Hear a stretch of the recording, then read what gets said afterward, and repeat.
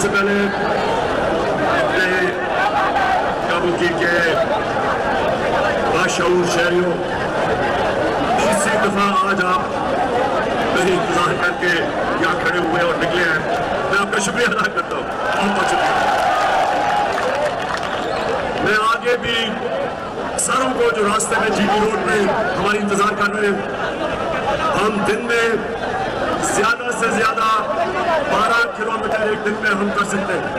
तो भी से सारे आगे तैयारी कर ले कि हमारी रफ्तार इतनी है, लोगों की मोहब्बत इतनी है, लोगों का इतना जुनूनी इस्तेमाल है कि हमारी स्पीड एक दिन में 10 से 12 किलोमीटर से आगे नहीं जा सकती। तो आगे से अभी से ही अंदाजा लगा लें कि हम कब तक पहुंचेंगे।